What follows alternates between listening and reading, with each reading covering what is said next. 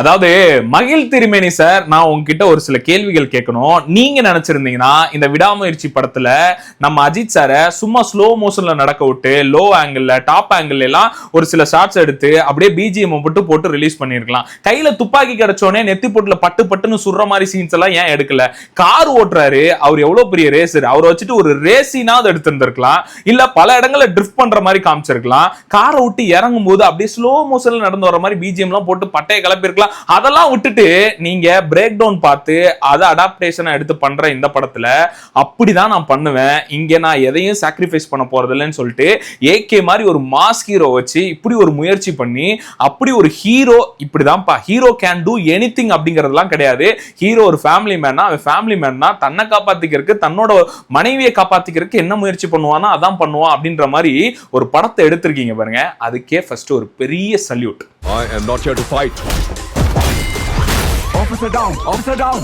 விடாமுயற்சி கடந்த ஒரு 2 வருஷமா அஜித் சாரை தியேட்டர்ல ஸ்கிரீன்ல பார்க்க முடியாத அஜித் ஃபேன்ஸுக்கு இது ஒரு மாசான ட்ரீட்டா இருக்கும். அதே நேரத்துல ஒரு சில அஜித் சார் ஃபேன்ஸுக்கு என்ன நிறைய இடங்கள்ல மாசின் வரும் வெயிட் பண்ணிட்டே இருக்கிறேன், சீட்டை விட்டு எந்திரிச்சு கத்தலான்னு பாக்குறேன், ஆனா அப்படி ஒரு சீனே சிக்க மாட்டேங்குதே அப்படின்னு நினைச்சவங்களுக்கு ஒரு ஏமாற்றமாவும் இருக்கும். ஆனா அதெல்லாம் ஏன் அப்படிங்கறத நான் சொல்லிடுறேன். ஆக்சுவலி உங்க எல்லாருக்கும் தெரியும், மகிழ் திருமேனி சார் எடுத்திருக்க இந்த விடாமுயற்சி படம் வந்து ஒரு தழுவல் தான். அதாவது அதை பார்த்து இன்ஸ்பயர் பண்ணி எடுத்த படம் தான். என்ன படம்னு கேட்டீங்கன்னா 1997 வந்த பிரேக் டவுன் அப்படிங்கிற படத்தை பார்த்து அடாப்ட் பண்ணி எடுத்த படம் தான் இந்த விடாமுயற்சி.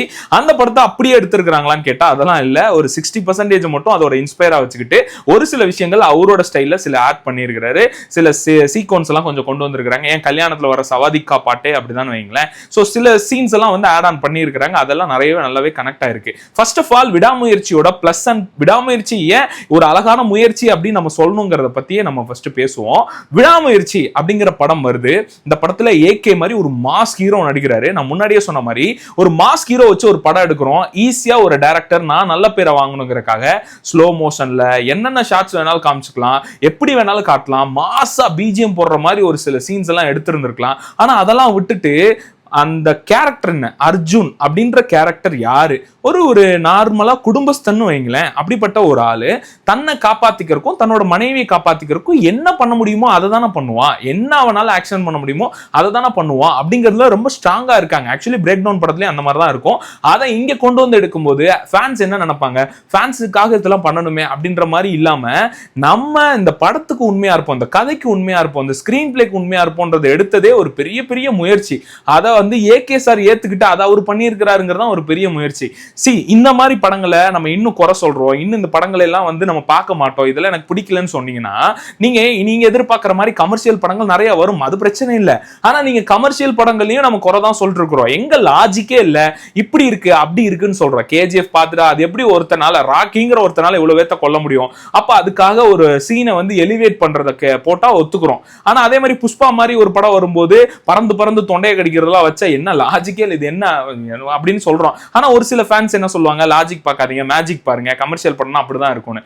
இப்போ அந்த மாதிரி கமர்ஷியல் படங்களையும் ஏத்துக்க முடியல, இந்த மாதிரி ஒரு எக்ஸ்பெரிமெண்டல் மூவியும் உங்களால ஏத்துக்க முடியலன்னா இப்ப நீங்க எந்த ஸ்டைல்ல இருக்கீங்க? இல்ல ஏகே மாதிரி விஜய் சார் மாதிரி இந்த மாதிரி ஹீரோஸ் எல்லாம் வந்து இந்த மாதிரி படங்களை ட்ரையே பண்ணக்கூடாதா? இல்ல டைரக்டர்ஸ் இந்த மாதிரி ஒரு படத்தை எடுத்துக்கிட்டு கொண்டு போய் இவ்வளவு பெரிய ஹீரோஸ் கிட்ட அப்ரோச்சே பண்ணக்கூடாதா? எனக்கு அதுவே ஃபர்ஸ்ட் புரிய மாட்டேங்குது. இப்போ அப்கமிங் ஒரு டைரக்டர் ஆகணும், அசிஸ்டன்ட் டைரக்டரா இருக்கிற நிறைய பசங்களுக்கு இந்த மாதிரி ஒரு கதை இருக்கு, இந்த மாதிரி ஒரு ஹாலிவுட் படத்தை நான் பார்த்து இன்ஸ்பயர் பண்றேன், என்னால இந்த படத்தை வந்து ஏகே சார் இமேஜின் பண்ண முடியுது, விஜய் சார் இமேஜின் பண்ண முடியுது, ரஜினி சார் இமேஜின் பண்ண முடியுது, ஹீரோவும் ஒத்துக்கிறாங்க, என்னக்கா அந்த ஒரு ஸ்பேஸும் கிடைக்குது. ஆனா என்னால அந்த படம் எடுத்தா ஃபேன்ஸ் ஏத்துக்க மாட்டாங்க, ஓடாதுன்னா எப்படிங்க?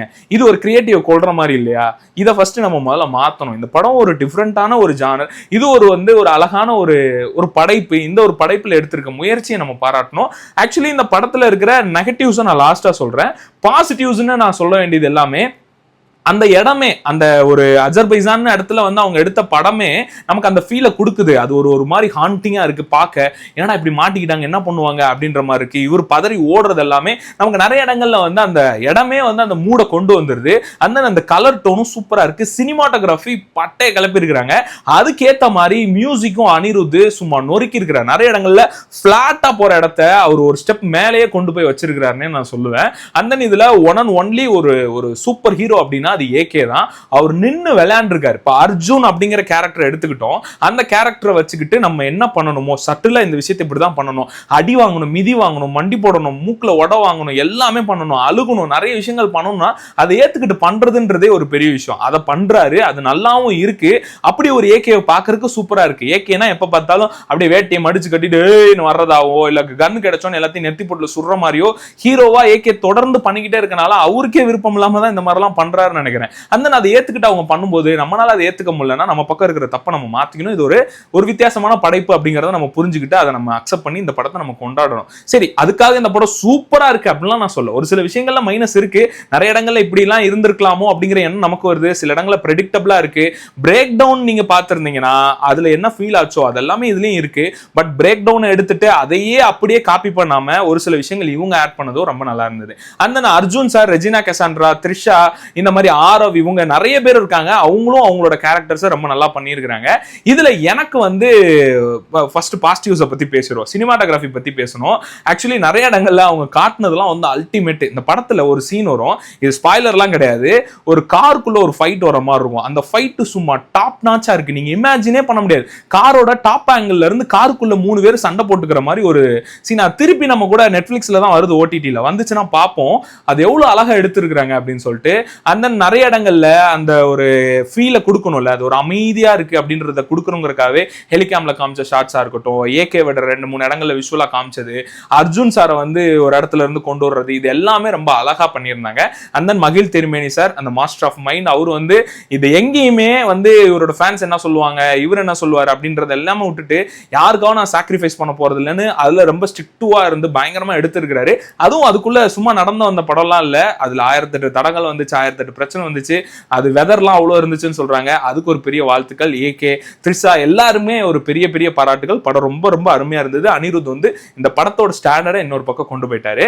சோ ஓகே, இதான் பாசிட்டிவ்ஸ். நெகட்டிவ்ஸ்னு எடுத்துக்கிட்டீங்கன்னா பிரெடிக்டபிள்ங்கிறது ரொம்ப ரொம்ப ஈஸியா இருந்தது. பிரேக் டவுன் பார்த்த எனக்கு வந்து நல்லாவே தெரியும், ஓகே இவர் தான் வந்து இதை பண்ண போறாரு அப்படின்றது எல்லாமே தெரியும். இருந்தாலும் அங்க ஒரு சுவாரஸ்யத்தை வைக்கணுங்கிறதுக்காக ஒரு சில இன்டராக்ஷன்ஸ் எல்லாம் வைக்கிறாங்க. அது கொஞ்சம் ரொம்ப லென்த்தா இருந்த மாதிரி இருந்தது. ஃபர்ஸ்ட் ஹாஃப் கொஞ்சம் ஸ்லோவா போகுதுன்னு எல்லாரும் சொல்ல காரணம் என்னன்னா, அந்த ஸ்லோவோட காரணத்துக்கு வந்து இந்த இன்டராக்ஷன்ஸ் தான். போலீஸ் கிட்ட போய் பேசுறாரு, அங்க போய் பேசுறாரு, இங்க போய் பேசுறாரு, ஒரு பதட்டம் ஏகேக்கு இருக்கு, அதாவது அர்ஜுனுக்கு இருக்கு, எனக்கு வந்து இல்ல அப்படின்ற மாதிரி ஒரு கனெக்டிவிட்டி மிஸ் ஆகுது அந்த ஃபர்ஸ்ட் ஹாஃப்ல. செகண்ட் ஹாஃப் ரொம்ப விறுவிறுன்னு போகுது. அதே மாதிரி செகண்ட் ஹாஃப்ல இருக்கிற மைனஸ் என்னன்னு கேட்டீங்கன்னா, சீக்கிரமா அவங்கள கண்டுபிடிக்க வைங்கடா அப்படின்ற எண்ணத்தை ஆடியன்ஸ்க்கு கொண்டு வர்றாங்களோ அப்படின்ற மாதிரி இருக்குது. ஏன்னா தேடிக்கிட்டே இருக்காரு, போய்கிட்டே இருக்கிறாருங்கும் போது எப்படியா கண்டுபிடிங்க அப்படின்ற மாதிரி இருக்கு. கண்டுபிடிச்சிடறாரு. ஒரே இடத்துல அந்த 3 பேரையும் பழி வாங்குற சீன்ஸ் வந்து ஒரு ஆர்டிபிஷியலா இருந்த மாதிரி எனக்கு ஃபீல் ஆச்சு. இந்த மாதிரி சில மைனஸ்கள்லாம் அங்கங்க இருக்கு. மற்றபடி கேரக்டர்ஸோ இல்ல கொண்டு போன விதமோ எல்லாமே நல்லா தான் இருந்தது. நீங்க ஏகே ஃபேனா இருக்கீங்கன்னா ப்ராப்பர் ஏகே படம் பார்க்கணும்னு நினைச்சீங்கன்னா அந்த படம் இருக்காது. ப்ராப்பர் தமிழ் சினிமா படம் நினைச்சீங்கன்னா அதுவும் இருக்காது. இன்ஃபேக்ட் இன்னும் சொல்லணும் போனா டெக்னிக்கலி ரொம்ப ஸ்ட்ராங்கா இருக்கனால இது ஒரு இந்தியன் சினிமா நினைச்சீங்கன்னா கூட அப்படி கூட இருக்காது. ஒரு டிஃப்ரெண்டான, நீங்க படம் ஆரம்பிச்சுல இருந்து முடிகிற வரைக்கும் ஒரு இங்கிலீஷ் பிலிம் பார்த்த மாதிரி அந்த அளவுக்கு ஒரு ஃபீல் இருக்க பிக்சராகவும் சரி, யூஸ் பண்ண டெக்னிக்கல் வைஸாகவும் இருக்கட்டும், மியூசிக்கா இருக்கட்டும், அவங்க நடிச்ச விதமா இருக்கட்டும், அந்த அங்க எங்கேயுமே தமிழ் படங்கிறனால எங்கேயுமே அந்த அசர்பைசானோட லாங்குவேஜை வந்து நம்ம ரீப்ளேஸ் பண்ணி தமிழ் ஆட் பண்ணுவோம் அப்படின்ற மாதிரிலாம் இல்லாம ப்ராப்பரா அங்க வச்சிருக்காங்க. புரியணுங்கிறக்காக கீழே சப்டைட்டில் போடுறாங்க, தமிழ்லயே போடுறாங்க. இன்ஃபேக்ட் வந்து அவரு வந்து நிறைய இன்ட்ராக்ஷன்ஸ்ல வந்து அசர்பைசானோட லாங்குவேஜை மிக்ஸ் பண்ணி பேசுறது எல்லாமே ரொம்ப நல்லா இருக்கு. ஒரு ஒரு ஒரு உணர்வு பூர்வமா இருக்குன்னு சொல்லலாம்ல. இப்ப நமக்கு புரியலனாலும் திரும்பி பார்க்கணுன்ற மாதிரி ஒரு எண்ணம் வருது, அது ஓகே. ஆனா என்ன புரியலன்ற கேள்வி கேட்டக்கூடாது. இப்போ நிறைய இடங்கள்ல விவேகம் மாதிரி படங்கள்ல எல்லாம் பாத்தீங்கன்னா அவர் வந்து ஃபாரின்ல இருப்பாரு, ஆனா வந்து விவேகமா, சாரி எனக்கு நிறைய கன்ஃபியூஷன் ஆகுது, சிறுத்தை சிவா எடுத்த ஒரு படம் இருக்கும், அதுல பாத்தீங்கன்னா டெக்னீஷியன்ஸ் எல்லாம் ஃபாரினர்ஸ் இருப்பாங்க, ரஷ்யன்ஸ் அவங்க எல்லாம் இருப்பாங்க, அவங்க கூட தமிழ் பேசுவார், அவங்களும் தமிழ் பேசுற மாதிரிலாம் வச்சிருப்பாங்க. இதெல்லாம் இல்லாம ஒரு படம் ஒரு முயற்சி எடுத்து வருதும் போதே நம்ம முதல்ல பாராட்டணும். ஆக்சுவலி எனக்கு ரொம்ப ரொம்ப ரொம்ப பிடிச்சிருந்தது இந்த அர்ஜுன் கேரக்டர். ஏகேவை நான் இப்படி பார்ப்பேன்னு கொஞ்சம் கூட எதிர்பார்க்கல. நானும் போய் கத்துன்னு கத்தி கொண்டாடிட்டு இருந்தவன் தான். ஆனா அமைதியா சட்டிலா உட்கார வச்சு என்ன இன்ட்ரெஸ்டிங்கா பார்க்க வச்சதுதான். ஸோ நிறைய நேரங்களில் யோசிச்சது உண்டு, நம்ம ஒரு ஆர்டினரி பர்சன் ஏதாவது ஒரு விஷயம் நடக்கும்போது நம்மளால என்ன ரியாக்ட் பண்ண முடியும்னு ஒன்று இருக்குல்ல, அது எங்கேயுமே நம்மளால ஃபீல் பண்ணவே முடியாது. எப்பயுமே நம்மளை வந்து அடிக்க வரவன அடிச்சு பறக்க விடுற ஹீரோ தான் நமக்கு பிடிக்கும்னா, அப்படி ஒன்னால ஒரு ரியல்ல பண்ண முடியுமான்னு கேட்டா முடியாதுல்ல. அப்படி ஒரு கேரக்டர் கிடைக்கும் போது அந்த கேரக்டர் நம்ம பார்க்கும்போது நமக்கு சூப்பரா கனெக்ட் ஆகல. அப்படிதான் எனக்கு கனெக்ட் ஆச்சு. துப்பாக்கி கையில கிடைக்குது, அப்பயுமே he is not a killer. அவர் வந்து கொலை பண்ணணுங்கிறது என்னோட எண்ணமே கிடையாது. நீங்க தான்டா என்ன வந்து பிடிச்சு வச்சிருக்கீங்க, நான் வந்து கொல்லணுங்கிறது என்னோட நோக்கமே கிடையாது, என்ன பாதுகாக்கணுங்கிறதா நோக்கம்ட்டு எல்லாரையும் காலில் சுடுறதா இருக்கட்டும். எங்கேயுமே இந்த அர்ஜுன்கிற கேரக்டர் மூலியமா செத்துருக்கவே மாட்டாங்க யாருமே. இன்ஃபேக்ட் வந்து கிளைமேக்ஸ்ல ஒரு சம்பவம் நடக்கும், நான் ஸ்பாய்லர் ஆயிரம் சொல்லிடுவேன், அதனால வந்து வேண்டாம். ஸோ அது கூட அவரோட ஆக்ஷனால நடக்காது, அவங்களே பண்ணிக்கிற ஒரு ஆக்ஷனா இருக்கும். அதை கொண்டு வந்த விதமே ரொம்ப நல்லா இருந்தது. ஒரு லவ், ஒரு புரிதல் இருந்தது. இந்த இந்த படத்துல நான் எடுத்துக்கிட்ட, கல்யாணம் ஆயிடுச்சுல அதனால நான் எடுத்துக்கிட்ட ஒரு விஷயம் என்னன்னு கேட்டீங்கன்னா, இந்த ரெண்டு பேருக்கும் ஒவ்வொரு டைம்லையும், அதாவது நம்ம ஆண் பெண் ரெண்டு பேரும் எடுத்துக்கங்களேன், கணவன் மனைவிக்கும் 5 வருஷத்துக்கு முன்னாடி இருந்த காதல் 5 வருஷத்துக்கு அப்புறம் இருக்குமா, 10 வருஷத்துக்கு அப்புறம் இருக்குமான்னு கேட்டா கண்டிப்பா இருக்காது. ஒவ்வொரு காலகட்டத்துக்கும் ஒவ்வொரு ஏத்தாப்புல இருக்கும். பட் ஆனா அதுக்கேத்த மாதிரி நம்ம வந்து பிரிஞ்சு போகணும் அப்படின்லாம் இல்லாம முடிஞ்ச அளவுக்கு அதை ஒட்ட வச்சு அதுல இருந்து டிராவல் பண்ண கத்துக்கணுங்கிறத வந்து ரொம்ப அழகாவே சொல்லியிருந்தாங்க. ஸோ டோட்டலி ஒர்த்தான ஒரு படம், ஒரு வித்தியாசமான சினிமாட்டிக் எக்ஸ்பீரியன்ஸ் வேணும்னு நினைச்சீங்கன்னா கண்டிப்பா அந்த படத்தை போய் பாருங்க, மிஸ் பண்ணாதீங்க. பார்த்துட்டு ஒரு 10 வருஷம் கழிச்சு இப்படி ஒரு படம் நம்ம இதுலயே வந்திருக்கு, அதுவும் ஏகேவே நடிச்சிருக்காரு அப்படின்லாம் பாராட்டிட்டு இருக்க கூடாது. தயவு செஞ்சு போய் பாருங்க. அந்த நான் சொன்ன மாதிரி இந்த மாஸ் கமர்ஷியல் எலமெண்ட்ஸ், ஓவர் எக்ஸ்பெக்டேஷன்ஸ்லாம் இல்லாம ஒரு கதாபாத்திரத்தோட கதையை உள்வாங்கிட்டு நடிச்ச ஏகேவை நீங்க பார்த்து ரசிக்கணும்னு நினைச்சீங்கன்னா இந்த படத்தை போய் பாருங்க. ஓகே, இதோட நம்ம ரிவ்யூ முடிச்சுக்குவோம். இந்த மாதிரி நிறைய சினிமா விஷயங்கள் பேசுவோம். அதெல்லாம் உங்களுக்கு பிடிக்கும்னு நினைச்சீங்கன்னா நம்ம சேனலை சப்ஸ்கிரைப் பண்ணி வச்சுக்கோங்க. உங்களோட அன்பு ஆதரவு எப்பயுமே எனக்கு வேணும். ரொம்ப நன்றி.